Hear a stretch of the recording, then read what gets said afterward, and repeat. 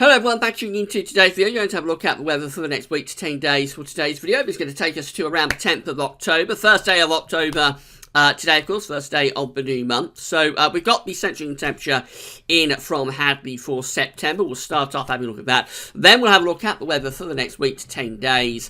GFS, of course, taking us through the first half of October. And we'll have a look at CFS V2 as well for the next month. And that pretty much covers the whole of October. And talking of October, the October forecast from Terry Scully is going to be released at Gazobis at 7 p.m. tonight. So you'll be able to have a look at that and see what we could be expecting for October. Again, that'll be released around 7 p.m. This evening. But starting it all off is going to be a look at the CET. So, as I say, we have had the central temperature revealed by Hadley for September 2018. We came out at 13.7, which is pretty much bang on average, really, for 61 to 1990. It's about 0.1 of a degree above average, but certainly you can say this September's central temperature has come out very close to average, a little bit below average. It's set against 81 to 2010, which should be around 14.0. So a little bit under that, but even so, within half a degree. So still, you would say about average. Quite an impressive decline in the temperature, though, because in the early days of September, we was over 17 degrees for the CET. So to go from 17 down to 13 is quite a drop that's taken place there.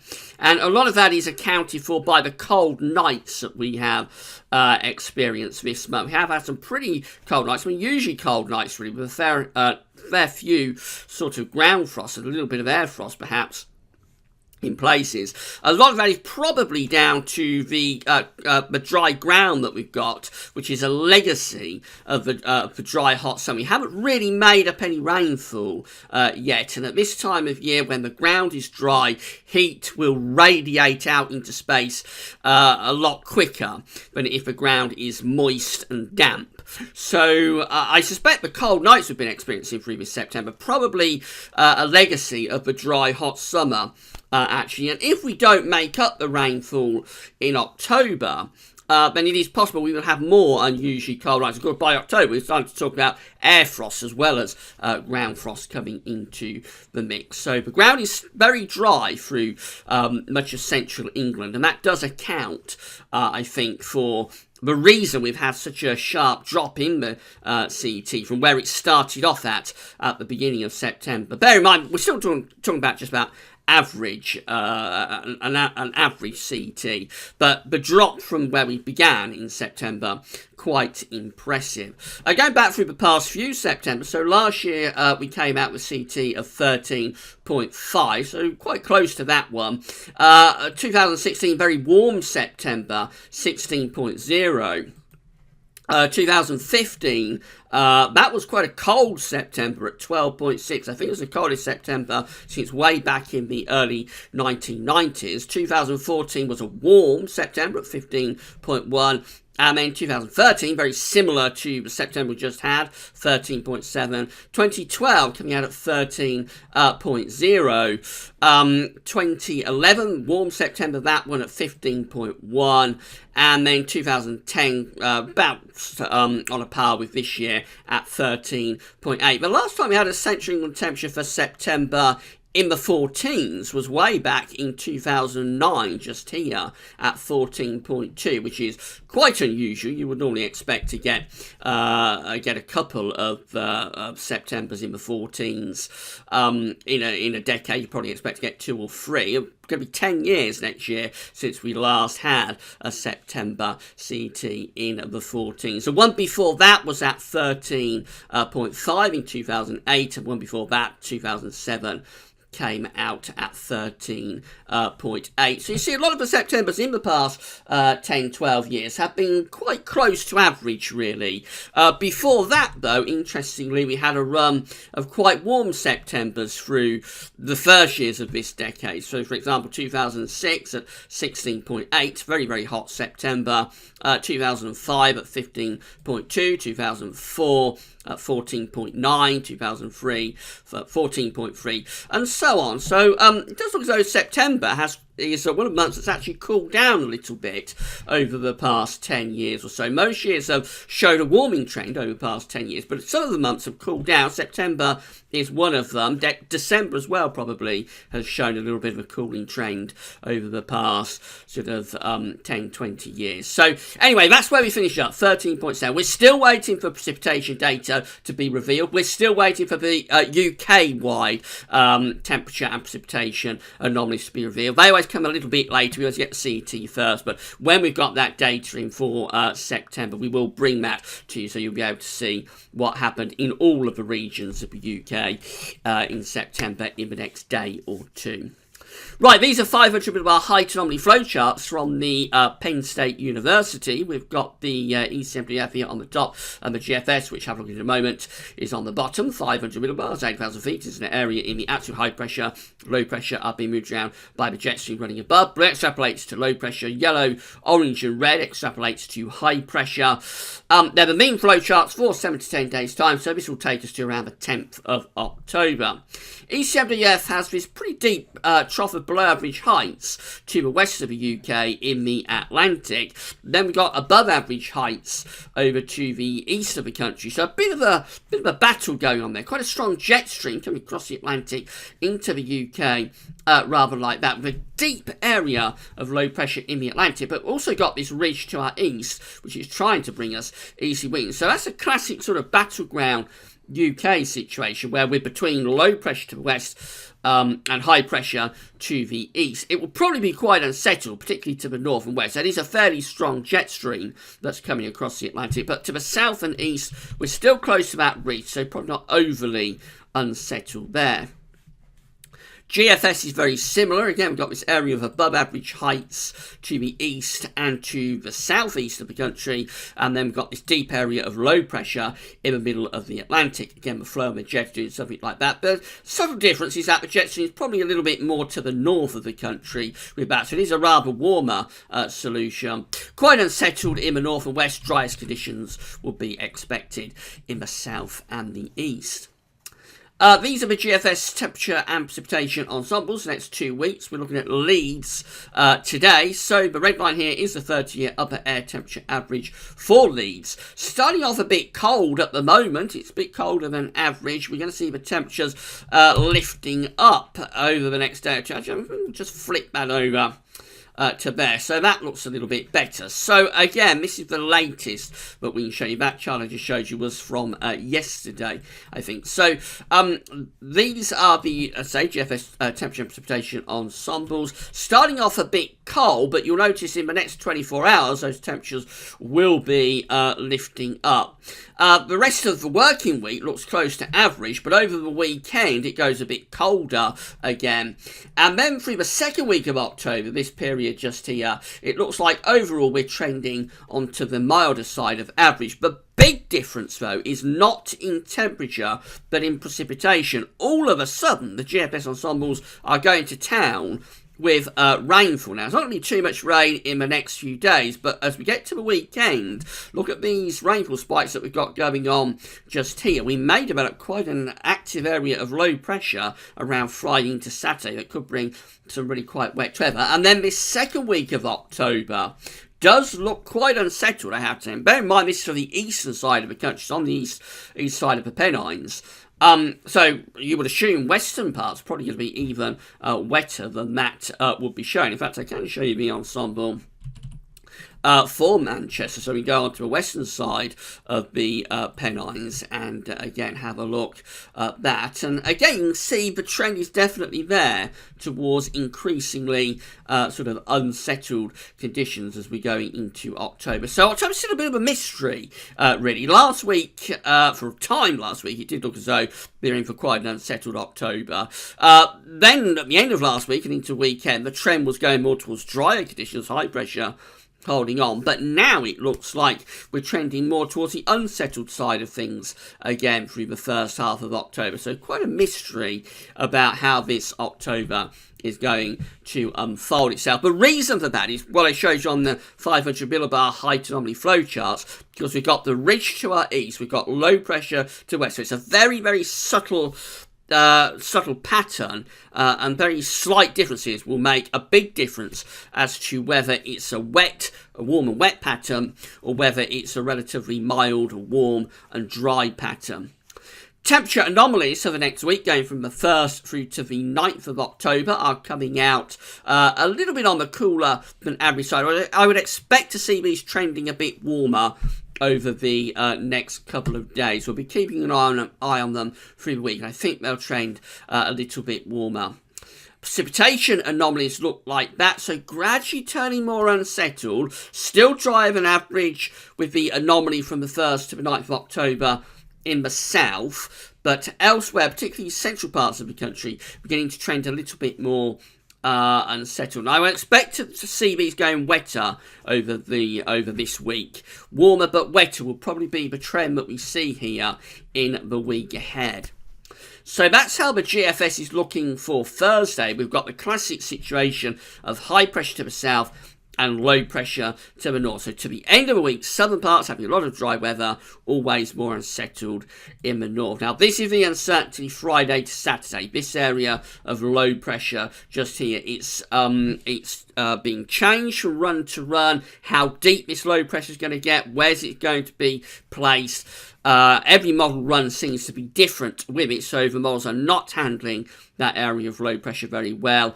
Potentially, we could have a spell of very wet weather somewhere across the British Isles through Friday to Saturday, but again, we've got to wait and see exactly how deep that low pressure is going to get. It might also bring some very windy weather. It could bring gale force winds, but we've got to wait and see how deep that low gets and exactly where it's placed. This particular GFS run, the 6 o'clock run, isn't developing this area of low pressure as much as some of the earlier model runs. So we just have to wait and see what's happening with that. You see how it does develop though as it moves to our east. So this is Sunday, where the low pressure is sitting around Denmark as a major storm, actually bringing gale or severe gale force winds to much of the Baltic area down to northern parts of Germany and Denmark. But us, as that low pressure clears away, we've got this ridge building back in from off the Atlantic, so we could go back to high pressure. Heading up towards day 10, this is the scenario we saw on the height anomaly flowcharts. By day 10, we've got this area of high pressure dominating over and to the east of the country. Its actual centre is a very long way to the east, kind of like Poland, Ukraine, that sort of area. But it is exerting the ridge into the west of Europe. But then we've got all these areas of low pressure out to west. These are moisture laden. They're quite warm areas of low pressure, but they're moisture laden, and they could be bringing a lot of very wet weather with them. So a very slight difference is either going to keep those low pressures out in the Atlantic and keep us under the ridge, or a very slight difference the other way will mean these areas of low pressure are centred over the top of the UK. You see, the wind direction, though, is southerly, so it is going to be turning quite mild, I think, as we go into the second week of October. Quite warm air being brought up from the south. We keep that sort of battleground situation going for up to the 13th of October. Again, high pressure centred a very, very long way to our east. It does look quite bizarre to see high pressure being centred right in the extreme east of Europe and even back to western Russia, but managing to exert this influence right way through to the west of Europe. So because the high pressure is so far away, actually it could be that these low pressures are a little bit more influential for us in this pattern than the models might be thinking at the moment. We'll have to wait and see. As we go up towards the end of the GFS run, this is all very extended range stuff. 17th of October is as far as we can go, with the high pressure up there over Scandinavia by this point beginning to take over the pattern. As we go through to the ECMWF, that's how we look. High pressure to south, low pressure to the north on Thursday. There's that area of low pressure developing Friday into Saturday. So this one, the ECM, is developing that low pressure more towards the western side of the UK. So again, very, very uncertain about where that low pressure is, but it could bring some really wet weather Friday to Saturday. That's midnight on Sunday. By that point, the low pressure seems to be across the southeast, so that could be taking heavy rain from the west into the south and the east, perhaps, over the weekend. And the ridge is building in on the backside of that low pressure. Into more extended range, so we find that a little bit strong with below pressures, I think, as we go into this second week of October. And given how far away the ridge is, you notice that the ECM is centering that ridge across western Russia, actually, so it's further east with that ridge, which does leave us getting more influence from the low pressures in the Atlantic. So that's a more unsettled scenario from the ECM through the second week of October. Still quite mild, the winds are coming up from a south-southwesterly direction, but that one will be wetter as well. It will be a wetter situation through the second week of October compared to the GFS. And then finally, we've got the GEM. So again, we start off on Thursday with high pressure to the south, low pressure to the north. Over the weekend, there's that area of low pressure. Again, looking different to the other two models as well in the placement of that area of low pressure. By the time we get through to midnight on Sunday, below is, we've got some below pressure across Denmark. We've got some down to the south of the UK as well. Looks like that takes heavy rain across most parts of the country, really, during the course of Saturday, with the ridge building in from the west. Then we go through into the more extended range, heading up towards day 10, and we've got this battle going on. We've got high pressure up there to the east and the northeast of the country, with low pressure out to the west. Again, this is a little bit stronger with the low pressure, I think, compared to the GFS. It could be bringing some quite wet weather, particularly to northern and western parts of the country. But it is mild, it is quite warm. The wind's coming up from a south-southwesterly direction. I think the models at the moment are going a little bit more towards unsettled conditions through this second week of September, possibly starting to get some quite wet weather going, particularly so to the north and west. The south and the southeast still perhaps a struggle to get the rainfall down there through this second week of October. But it's all to be revealed, really, I think, this, because it is one of those very tricky patterns where, with high pressure just to the east, low pressure just to the west, we could be placed in under either air mass, if you like. So I think the second week of October is still has some uncertainty with it. Finally, just have a look at the CFS V2 for the next month. So these are the 500 millibar height anomaly flow charts broken down into week periods. The first week period will take us from the 1st through to the 7th of October. With quite an anticyclonic influence, the ridge is centred just to the west of the UK. Below average heights are up to the north. The jet stream is doing something like that. Then we go through to the next weekly period, which is the 8th through to the 14th of October. So this is a good reflection of the charts we were just looking at. We've got this ridge to our east. We've got the low pressure to the west. This places us under the ridge more than the low pressure. So the jet stream is going something like that. It would bring rain into the north and the west, but for the south and east, we're still dominated by that area of high pressure. However, we saw from the model output, the shorter range model output, the placement of that ridge could be too far west. It might actually be further back towards kind of like Eastern Europe and even Western Russia. If it is, then this low pressure in the Atlantic, this trough, will be closer to us and will make things more unsettled. So we just have to wait and see about this second week of October. Then we're into week 3. It's the 15th to the 21st of October. The ridge is moving more towards Scandinavia then. So that's trying to turn the winds round into more of an easterly direction, which of course in October is going to be quite cool. And then we go through to week 4, which is the 22nd to 28th of October, and a proper Scandinavian high has taken over then. The wind is backing more east to north easterly. So it's backing more towards north of east. See what I mean? And that will be starting to bring colder air potentially in from sort of northern parts of Europe. So the CFS has definitely swung back towards high pressure dominating through October. You would expect a drier than average month if that's right. But again, probably turning quite chilly if those winds do get into the northeast, as that's suggesting. However, there is a lot of uncertainty associated with this October. Even as early as the second week of October, well, even as early as the weekend, we're not sure what's going to happen with that low pressure from Friday to Saturday. But as we get into the second week of October, I think there is a lot of intramodel uncertainty going on there. So anything beyond that, again, I think we're going to be struggling to get that sorted out. So October's going to be a difficult month to forecast. I'm going to do my October forecast tomorrow. Be interested to see what Terry Scully has to say about it tonight. But certainly I'm going to come up with an October forecast tomorrow for gas weather vids, and it's going to be rather difficult, say the least, I think, to try and get that together. But we will endeavour to bring you that October forecast tomorrow. So it's all up for grabs, really, this October so far. We may well, the shorter range, I mean, not the CFS, but the shorter range may well be trending more towards the unsettled side of things at the moment, but it's not by any means a done deal. So more on that tomorrow. And that's it for today's video. Don't forget to check out Terry Scully's October forecast tonight. That's all for now, and thanks for watching.